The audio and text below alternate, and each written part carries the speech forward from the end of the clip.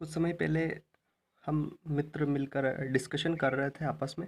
तो उस समय मेरे एक मित्र ने कहा कि मुझे यार एक बात के लिए बहुत गिल्टी महसूस हो रही है, मुझसे कुछ गलती हो गई है। तो मैं उसके लिए पश्चाताप करता हूँ और चाहता हूँ कि ऐसी गलती कभी ना हो।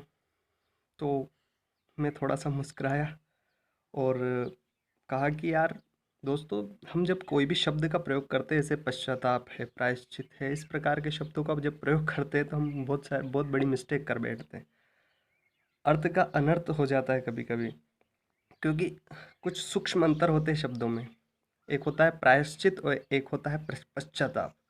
तो मैंने सोचा वीडियो के माध्यम से सभी को इस द्वंद्व से दूर करें।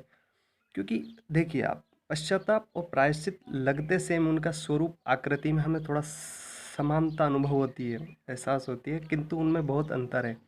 उनके भाव को यदि देखें तो मैं आपको अर्थ नहीं बताऊंगा, उसके भावांतर बताऊंगा। तो जो भाव में जो डिफरेंशियल है, उनके दोनों के बीच का जो फासला है वो बहुत ज़मीन आसमान का है। जैसे चीता के ऊपर एक बिंदी लगा दी आपने, चिंता बन जाए, उसमें ज़मीन आसमान का अंतर दिखाई देता है। उसी तरीके से इसमें भी। चलिए मैं आपको बताता हूँ। पहले हम पश्चाताप को लेते हैं। पश्चाताप, जैसे कि आपने किसी को कुछ कष्ट पहुंचाया है या बिना गलती से किसी को दुख पीड़ा दी है, या कोई गलती की है ऐसी जिससे कि सामने वाले को बहुत ज़्यादा ह्रास हुआ है, हानि हुई है, उसके सम्मान में गिरावट आई है। तो जब आपको ऐसा महसूस हुआ कि मैंने ये बहुत बड़ी गलती की है, तो उसके लिए आप पश्चाताप करते हैं यदि, तो पश्चाताप का भावार्थ होता है कि आप उस गलती को नेगोशिएट करके, हटा करके, आप फिर से उस पवित्रता पर पहुंच जाते हैं जब आपने गलती नहीं की थी। एग्जाम्पल के लिए, जैसे आपने गलती 2:45 पर गलती की है और आपने 3:15 में वो गलती की है, तो आप फिर से 2:45 पर पहुंच जाएंगे, यानी कि आपने गलती नहीं की थी उस जगह पहुंच जाएंगे। यानी कि आप अपवित्रता जो आपके पास आ चुकी थी उस गलती की वजह से, जो आपको जो कष्ट हुआ था, वो कष्ट आपके मन से तो हट जाएगा। सामने वाले के मन से हटे या ना हटे, उससे आपको कोई परेशानी, वो आपने ऐसा क्यों कर दिया, आपने कर दिया ऐसा, मैं ऐसी गलती कैसे कर सकता हूँ, मैं ऐसी गलती कर सकता हूँ। इसको बोलते हैं पश्चाताप। वो पश्चाताप करता है, वो सोचता है कि मैं ऐसी गलती कैसे कर सकता हूँ। तो वो फिर से उसी जगह पे पहुंच जाता है कि चलो मैंने पश्चाताप कर लिया, अब मैं ऐसी गलती नहीं करूँगा। लेकिन आप एक बात सोचिए, थिंकिंग दैट इज थिंग, कि जब आप उस जगह पे पहुंच जाएंगे 2:45 पर, तो फिर से आप 3 तो बजेगी फिर से, यानी कि फिर से वो गलती करने की संभावना फिर से, यानी कि जब आप पश्चाताप करते हैं तो फिर से उस गलती करने की संभावनाएं लगभग 90% बन जाती है उसी समय पे, जब आपने पश्चाताप कर लिया है किसी चीज का। तो पश्चाताप के बाद गलती करने की संभावनाएं बन जाती है। जैसे कि एग्जाम्पल के लिए, आपके दैनिक जीवन में कभी कभी होता है, सबकी लाइफ में होता है, कि हम गुस्सा की सोचते हैं कि गुस्सा नहीं करना चाहिए, अब गुस्सा करूंगा ही नहीं, इस गुस्से से इस बार भी बहुत हानि हुई, मैं गुस्सा नहीं करूंगा, त्याग दिया, खत्म। लेकिन नहीं, देखिए ठंड के मौसम में फिर से आपको उसी समय पैर पे पैर कोई रख दे, आपके ठंडा पानी लगा दे, छोटी सी बात है, जबकि ये पैर रखना, ठंडा पानी, गुस्सा आ जाए, गुस्सा आ जाएगा। आपको एक ही बात 4 या 5 बार कोई पूछ ले देखे, तो गुस्से को त्याग दिया था आपने। क्योंकि ये बार बार फिर सोचते कि यार मैं ऐसा क्यों करता हूँ, मैं वादा कर लेता हूँ खुद से कि ये त्याग दूंगा, ये छोड़ दूंगा, ये पीड़ा नहीं पहुंचाऊंगा, फिर पीड़ा पहुंचाता हूँ, क्योंकि आप पश्चाताप करते हैं। आपने यदि रामायण का महत्वपूर्ण एक हिस्सा देखा होगा, देखो मैं जो बात बता रहा हूँ माइक्रो बट नॉट लिस्ट, छोटी है पर कम नहीं, बहुत बड़ी है। शब्दों की वजह से हम अर्थ का अनर्थ कर देते हैं ना, तो उससे बचने के लिए इस छोटे छोटे शब्दों को समझना जरूरी है। भगवान श्री राम ने रामायण में जब रावण को मार के और जब वो आए थे अयोध्या में, तो उन्होंने प्रायश्चित किया था शायद 1 वर्ष का। तो वो प्रायश्चित किया था, ना कि पश्चाताप किया था उन्होंने। पश्चाताप तो उस चीज का होता है कि जो हमसे गलती से हो जाती है और फिर हम फिर से करने की संभावना है, समेट लेते हैं। लेकिन प्रायश्चित का भावार्थ आपको अब समझाता हूँ मैं। प्रायश्चित का अर्थ होता है, मतलब भावार्थ होता है, अर्थ तो आप समझ रहे हैं, उससे ही प्रायश्चित जो कर दिया उसके बाद हम जो चिंता कर रहे हैं उस चिंता। लेकिन उसका भावार्थ होता है कि ये गलती को मैं स्वीकार करता हूँ कि हाँ, मैंने ये पवित्रता, ये गलती, ये कष्ट, ये पीड़ा पहुंचाई है, मैंने मैंने पहुंचाई है, मैं बहुत अ, गलत किया है मैंने, मैं इस कंटेक्स्ट में मैं गलत व्यक्ति हूँ। लेकिन आगे भविष्य में मैं इन फ्यूचर में ऐसी कोई गलती नहीं करूँगा। मैं संभल कर चलने का प्रयास करूँगा और ये जो गलती है इसको रखूँगा याद में। इस गलती को याद रखते हुए कि मैंने ऐसा कर दिया था, मैंने ऐसा गुनाह किया था, अब लेकिन अब नहीं करूँगा वो गुनाह मैं।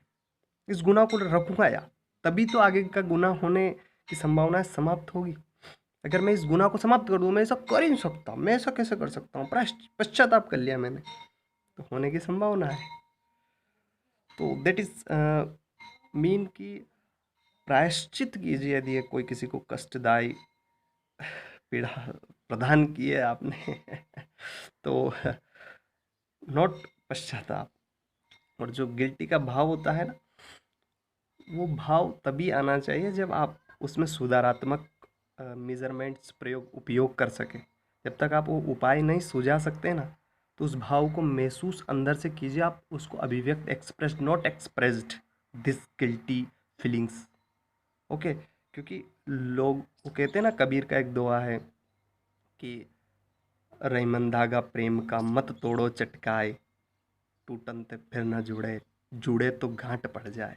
रिश्ते भी वैसे होते हैं, टूटते समय हमें महसूस कम होता है, लेकिन जब वो उसका समय का अंतराल बड़ा लंबा कटता है ना, अवधि होती है, तो फिर हम महसूस होता है, जुड़ जाते हैं। पर वो जो कहा है उसने कि गांठ पड़ जाती है, उसी तरीके से होता है रिश्तों में। तो प्रायश्चित तो करे है, लेकिन ऐसा प्रायश्चित का मौका भी ना दे। हर बात को सोच समझ तोल मोल कर उसका अंदर चिंतन करके, नॉट चिंता, चिंतन, यहाँ भी समझिए आप, चिंता और चिंतन, मैं चिंतन की बोल रहा हूँ, मनन की बोल रहा हूँ। गुरु नानक दास कह गए हैं, गुरु नानक जी ने जो बात कही ना, बहुत वो सटीक बात बोलते थे, वो कोई घुमा फिरा के नहीं बोलते थे किसी भी बात को। वो उन्होंने बिल्कुल सिंपल भाषा में कहा कि सुरती जो होती है ना, वो मनन से सुरती मिलती है व्यक्ति को। मनन ते बनी सुरती इंसान की। अगर वो मनन करेगा, वो यदि किसी बात को बोलने से पहले यदि एक बार, दो बार, 5 बार यदि विचार कर लेगा कि मैं कहने जा रहा हूँ उसका आर इन फ्यूचर आरंभिक एंड अनंतर, यानी कि अंतिम परिणाम क्या होगा, जब भी वो दोनों परिणाम और कारण कार्य समझ लेगा, उसके बाद उस बात को कहेगा कि इसका प्रभाव क्या पड़ने वाला है, दैट इफेक्ट इस पर, मुझ पर और आसपास के लोगों पर। तो ठीक, तो ऐसे हज़ारों एग्जाम्पल है। और जो लाइफ होती है उसमें बहुत सी बार आपको इतना सख्त नहीं बनना चाहिए, क्योंकि देख मैं तो जो भी कहता हूँ खरी खरी बोलता हूँ। ऐसे होते हैं कुछ लोग, खरी खरी नॉट खरी खरी, दिस इज खरी खरी। तुम उस खरी बोल करके खुद में एक अहम भाव महसूस कर लेते हो, मैंने देखो खरी बोल दिया, मैं कितना सत्यवादी हूँ। लेकिन नहीं, आपने उस सामने वाले को कष्ट पहुंचाया। वो खरी बात को आप एक गुप्त रूप से उसको प्रत्यक्ष तो बोल सकते थे अलग से, पर जो लोगों सामाजिक संदर्भ में लोगों के सामने बोला आपने, बहुत प्रभाव पड़ता है इन चीज़ों का। ये सामाजिक जीवन है, कहते हैं ना कि मनुष्य एक सामाजिक प्राणी है, उसके हर एक क्रिया, हर एक प्रतिक्रिया का समाज में इफेक्ट पड़ता है, प्रभाव पड़ता है। उन प्रभाव से उसका रिश्ता, उसका संबंध स्थापित होता है लोगों से। इतनी बात नहीं, मुझे तो बस वही अंतर बताना था। Thank you. समाज के बारे में बात ही नहीं करना, बहुत लंबा डिस्कशन, विवेचन विस्तृत हो जाएगा, क्योंकि ये बहुत बड़ी अवधारणा है, ये कोई एक नहीं है, इसके करोड़ों अरबों पहलू है। तो वो एक साइकोलॉजिस्ट है, सब व्यक्ति की अलग अलग साइकोलॉजी एंड फिलोसॉफी होती है। तो नॉट जजेस, कहते हैं ना कि नॉट जज अ कवर ऑफ बुक, बुक के ऊपर के पृष्ठ को देख करके उसके अंदाजा मत लगाओ। यानी कि व्यक्ति की शक्ल सूरत, गोरापन, नाक, निगस, कहते हैं ना फेस कट, मुखाकृति, चलचित्रों को देखकर उसके आंतरिक मनन का नहीं लगा सकते आप अंदाज़ा। Thank you.